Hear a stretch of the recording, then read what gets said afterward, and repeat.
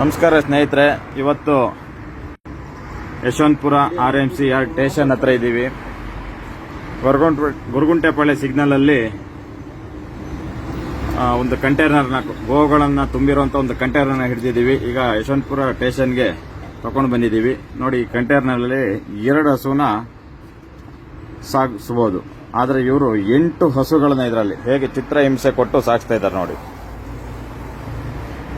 ಗಾಳಿ ಬೆಳಕು ಏನು ಬರೆದಿರೋ ರೀತಿಯಲ್ಲಿ ಈ ಹಸುಗಳನ್ನು ಕಸಾಯಿಖಾನೆಗೆ ಕೊಂಡೊಯ್ತಾ ಇದ್ರು. ಇವತ್ತು ನಮ್ಮ ಗೋರಕ್ಷಕರ ತಂಡ, ಗೋವಿಗಾಗಿ ನಾವು ಬೆಂಗಳೂರು ಗೋರಕ್ಷಕರ ತಂಡ ಗೊರಗುಂಟೆಪಾಳ್ಯದಲ್ಲಿ ಹಿಡಿದಿದ್ದೀವಿ. FIR ಕೂಡ ಆಗ್ತಾ ಇದೆ. ಇನ್ನೇನು ಕೆಲವೇ ಸಮಯದಲ್ಲಿ ಗೋಶಾಲೆಗೆ ಕೂಡ ಬಿಡ್ತಾ ಇದೀವಿ. ನೋಡಿ ಹೇಗೆ ಚಿತ್ರಹಿಂಸೆ ಕೊಟ್ಟು. ನೋಡಿ, ಅಲ್ಲಿ ಮುಂದ್ಗಡೆ 3 ಇದೆ, ಇಲ್ಲಿ 4, 7 ನೋಡಿ ಹಸುಗಳು ಕಾಣಿಸ್ತಾ ಇರಬಹುದು ನಿಮಗೆ. ಎಲ್ಲ ಹಸುಗಳು, ಹೆಣ್ಣು ಹಸುಗಳಿದ್ದಾವೆ.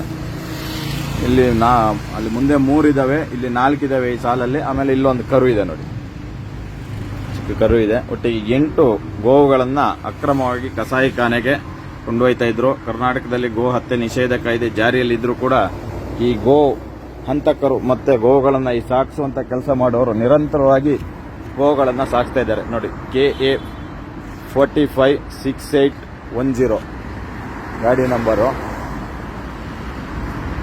ನೋಡಿ, ಈ ಗಾಡಿಯಲ್ಲಿ ಈ ರೀತಿ ಕಂಟೈನರ್ ಮಾಡಿಕೊಂಡು ನೋಡಿ, ಇದರಲ್ಲಿ ಬರೆದಿದ್ದಾನೆ, ಕೈ ಮುಗಿದೆಯವರು ಕನ್ನಡತೆಯರು ಅಂತೇಳಿ. ಈ ಅಯೋಗ್ಯ ಕನ್ನಡದ ಹೆಸರಿಟ್ಕೊಂಡು ಈ ರೀತಿಯಾಗಿ ಪ್ರಾಣಿಗಳನ್ನ, ಗೋವುಗಳನ್ನ ಅಕ್ರಮವಾಗಿ ಕಸಾಯಿಖಾನೆಗೆ ಸಾಗಿಸುವಂತ ಕೆಲಸ ಮಾಡ್ತಾ ಇದ್ದಾನೆ ನೋಡಿ.